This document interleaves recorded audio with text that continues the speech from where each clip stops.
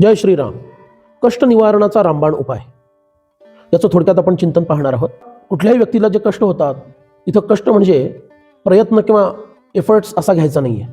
कष्ट म्हणजे मनाला कष्टी होण्याची जी स्थिती प्राप्त होते, त्या दृष्टीनं कष्ट निवारण असा अर्थ आहे. सर्वसामान्यपणे माणसाच्या संदर्भात अनुकूल गोष्ट घडली नाही किंवा प्रतिकूल गोष्ट घडली तर माणसाला दुःख होतं, वाईट वाटतं. हा आपला अनुभव आहे. मग ते आर्थिक कारणामुळे असेल, स्वास्थ्याच्या कारणामुळे असेल, काही मानसिक कारणामुळे असेल, कुठल्याही कारणामुळे असेल, पण मनुष्य दुःखी कष्टी होतो. तेव्हा हे लक्षात घ्यायला पाहिजे की हे नेमकं घडतं कशामुळं. आता दासबोधामध्ये एक ओवी येऊन जाते की अचूक यत्न करवेना म्हणून केले ते सजेना, आपला अवगुण जाणवेना काही केल्या. याच्याबद्दल मला काही आत्ता बोलायचं नाही, त्याच्याबद्दल आपण नंतर कधीतरी एखादा व्हिडिओ करूया. सामुदायिक क्षेत्रामध्ये म्हणजेच कॉर्पोरेट सेक्टरमध्ये एक PDCA सायकल सांगितली जाते, प्लॅन डू चेक ॲक्ट. म्हणजे एखाद्या विषयाचं नियोजन करा, प्लॅनिंग करा, त्या प्लॅनिंगनुसार प्रत्यक्षात ते उतरवा, डू इट. मग तपासा की आपण जे केलं ते प्लॅननुसार झालं का, आणि प्लॅननुसार झालं असेल तर त्याला हवा तो परिणाम मिळाला का. आणि त्याच्यानंतर ॲक्ट, म्हणजे त्याच्यामध्ये जर 70% लाभ झाला, अपेक्षेपेक्षा 50% झाला, 30% झाला, काहीच नाही झाला, विपरीत झाला, जे काही झालं त्याच्यावरून सुधारणा म्हणजे करेक्टिव्ह ॲक्शन्स घ्या. आणि ही घेतल्यानंतर परत पुढचं PDCA सायकल रन करा, प्लॅन डू चेक ॲक्ट. तर ह्या संदर्भामध्ये आपण पुन्हा एकदा व्हिडिओ करू. पण इथं थोडं मानसिक आणि प्रारब्धाच्या दृष्टीनं विचार करण्याचा आपण संकल्प करायला हवा, की त्या दृष्टीनं आपण विचार केला तर आपल्या मनातील दुःख कष्ट आपोआप कमी होऊन जातं. एक सुंदर श्लोक येतो रामायणामध्ये, त्यात म्हटलेलं आहे की सुखस्य दुःखस्य नकोपि दाता, परो ददाति इति कुबुद्धी रेषा, अहम करोमी इति वृथाभिमानः, स्वकर्म सूत्रे ग्रथितो हि लोकः. सुख आणि दुःख देणारी दुसरी कोणी व्यक्ती नाहीये. त्यामुळं दुसऱ्या व्यक्तीमुळे मला दुःख किंवा सुख होतं असं मानू नये. मग कुणामुळं? आपल्या प्रारब्धानुसारच ते घडलेलं आहे. परो ददाति इति कुबुद्धी रेषा, दुसऱ्यामुळे ते झालेलं नाहीये. अहम करोमी इति वृथाभिमानः, अरे मी करतोय हा माझा खोटा अभिमान आहे, माझ्यामुळे होतंय बरं, नाहीतर हे शक्य नव्हतं, हा माझा खोटा अभिमान आहे. मग सत्य काय आहे? स्वकर्म सूत्रे ग्रथितो हि लोकः, स्वतःच्या पूर्वकर्मानुसार मनुष्य त्या त्या कर्माला बांधलेला आहे आणि ते सुख आणि ते दुःख त्याला त्या त्या वेळेला प्रारब्धवशात भोगावंच लागतं. आणि म्हणून सुख अथवा दुःख याला प्रारब्ध हे कारणीभूत आहे आणि त्याला वश होऊन मनुष्य कर्म करत असतो त्या त्या वेळेला. म्हणतो बघा आपण, त्याला असं करण्याची बुद्धीच झाली त्या वेळेला. किंवा स्वतःबद्दलही कधी कधी म्हणतो, मला कुठली दुर्बुद्धी झाली माहिती नाही आणि मी त्याच्याशी वाद केला. किंवा चांगल्या बाबतीतही आपण म्हणतो, काय माहिती माझ्या मनात असं काही नव्हतं, पण मला त्याला ती गोष्ट सांगावीशी वाटली, त्यामुळे त्याचा फायदा झाला. हे काय आहे? आपल्या प्रारब्धानुसार आपल्यावर तो प्रभाव पडत असतो आणि ते कर्म आपण करत असतो. म्हणून इथं समर्थांनी एक फार सुंदर रामबाण उपाय आपल्याला सांगितलेला आहे की ज्यामुळं आपल्या मनाचं दुःख कष्ट सगळं नष्ट होतं. आणि ते दुःख कष्ट नष्ट करण्याचा उपाय म्हणजे, मी करता ऐसे म्हणसी तेणे तू कष्टी होसी, राम करता म्हणता पाविसी, यश कीर्ती प्रताप Shriram. I am the doer, माझ्यामुळे चाललेला आहे असा कर्ताभाव मी माझ्याकडे आणला की सगळं फिसकटलं. कारण कदाचित कधीतरी चांगलं होईल, पण कदाचित कधीतरी वाईट होईल. म्हणजे चांगलं झालं त्याला मात्र मी माझ्यामुळे झालं म्हणणार, आणि वाईट झालं की माझ्यामुळे झालं असं म्हणायला आपण तयार होत नाही. याच्यामुळे झालं, त्याच्यामुळे झालं, परिस्थितीच अनुकूल नव्हती, माझ्याच बाबतीत हे असं काय होतं, हे सगळे विचार आपल्या मनामध्ये यायला लागतात. त्यामुळं हा रामबाण उपाय आहे की करणारा श्रीराम आहे, भगवान आहे, त्याच्या माध्यमातून हे सगळं होत आहे.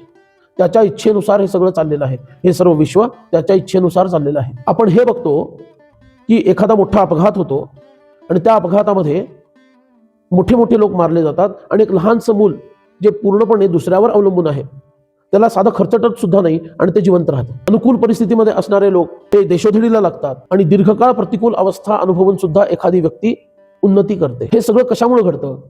तर याच्या मागं कोणीतरी वेगळा करता आहे. साधा एक विचार करा की त्या मुलाला जन्माला घालण्याच्या आधी त्याचं अन्न तयार आहे आणि ते जन्माला आल्या आल्या त्याला अन्नाची प्राप्ती होऊन जाते आईच्या दुधाच्या माध्यमातून. म्हणून करणारा कोणीतरी वेगळा आहे. मी करता असं म्हटलं की दुःख ठाकून आलं, आपल्यावर जबाबदारी आली. पण राम करता आहे असं म्हटलं आणि म्हणणं याचा अर्थ फक्त तोंडानं म्हणायचं नाहीये, तर ते मान्य करायचं आहे. इथं म्हणणे याचा अर्थ मान्य करणे. मला हे मान्य आणि मी म्हणून म्हणतोय, मी करता नाहीये, राम करता आहे. राम शब्दाचा अर्थ इथं भगवंत असा घ्यायचा. म्हणून भगवंत हा खरा प्लेयर आहे, त्याच्या इच्छेनुसार सगळं घडतं. बघा, एकदा त्याच्यावर सोडलं ना सगळं, याचा अर्थ मी कामधाम सोडून घरात बसायचं असेल माझा हरी तर देईल खटल्यावरी असं करायचं असा अजिबात अर्थ नाहीये. जोपर्यंत देह आहे तोपर्यंत कर्म आहे, पण ते कर्म माझ्या माध्यमातून भगवंत करत आहे ही जाणीव आपल्यामध्ये यायला हवी. तो अभ्यास करायला हवा.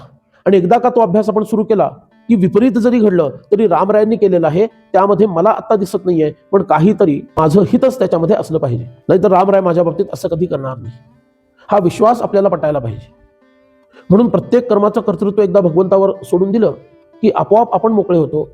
म्हणून भगवद्गीतेमध्ये सुद्धा यत करोष यत अश्नास यत जुहोष ददास यत यत तपस्यसी कोणते यत कुरुष्व मदर्पणम, जे काही करशील ते मला अर्पण कर असं सांगितलं. इथं तर अर्पण कर म्हणून सांगितलं, कर्म केल्यानंतर मला अर्पण कर म्हणून सांगितलं. पण दासबोधामध्ये तर समर्थ इथं म्हणतात अरे करणाराच राम आहे असं समज. म्हणून तर त्यांनी सुद्धा इतका मोठा ग्रंथ दासबोध, इतका अद्वितीय आणि प्रासादिक ग्रंथ लिहिला, पण त्याचं कर्तृत्व स्वतःकडे घेतलं नाही, त्याचं कर्तृत्व रामरायांकडे दिलं. ही तो दाशरथीची वचने, ही रामरायांची वचन आहेत, ही माझी नाही आहेत. त्यांनी माझा उपयोग करून घेतला, एक माध्यम म्हणून, एक यंत्र म्हणून माझा वापर करून घेतला, पण हे सर्व रामरायांचं आहे. हा दासबोध रामरायांचा आहे, माझा नाही. म्हणून हा रामबाण उपाय आहे. हा प्रारब्धवादी आणि नकारात्मक विचार नाहीये. अनेक आधुनिक लोकांना असं वाटतं की ह्याच्यात नकारात्मकता आहे. नकारात्मकता अजिबात नाही. आणि रामकर्ता ही भावना ठेवल्यामुळं आपण कर्मापासून पळ काढतो किंवा कर्माला दुय्यम लेखतो असं अजिबात होत नाही. उलट उत्साहानं आपण कर्म करायला लागतो. रामराय माझ्याकडून कर्म करून घेतात, भगवंत माझ्याकडून करून घेतोय, हा आपल्यामध्ये एक विश्वास जागृत होतो. आणि त्यामुळं मी स्वतःला रामरायांचं एक प्रतिनिधी, रामरायांचं एक यंत्र ह्या रूपामध्ये प्रस्तुत करतो आणि माझे सर्व अधिकार, माझ्या जीवनाचे सर्व अधिकार भगवंताला अर्पण करतो. आणि एकदा का ते अधिकार त्या भगवंताला अर्पण केले की मग तो आपल्याला पूर्णपणे हातामध्ये घेतो आणि आपल्या माध्यमातून त्याचं कार्य करवतो. आणि त्याचं कार्य हे कल्याणकारी असल्यामुळं नाही कल्याणकृत कश्चित दुर्गतीम तात गच्छति या नियमानुसार त्याला दुःखाचा अनुभव येत नाही. प्रतिकूल असलं तरी त्याला दुःख होत नाही, तो ते सोसतो. ते सोसण्याचं सामर्थ्य सुद्धा भगवंत त्याला देतो. आणि अनुकूल असेल तर प्रश्नच नाही. म्हणून हाच एक रामबाण उपाय आहे की सगळं कर्माचं कर्तृत्व भगवंताला अर्पण करावं आणि मी नामानिराळं राहावं. जसं भगवद्गीतेमध्ये अर्जुनाला भगवंतांनी सांगितलं की तू निमित्त मात्रम भव्य सव्यसाचिन, तू फक्त निमित्त बन, तुझ्या माध्यमातून मी हे सगळं कार्य करणार. असं आपण निमित्त बनण्याचा प्रयत्न करूया, अशी रामरायाला आणि समर्थांना प्रार्थना करूया. त्यामुळे आमचे दुःख कष्ट सर्व हरण होतील. हाच रामबाण उपाय आहे. जय जय रघुवीर समर्थ.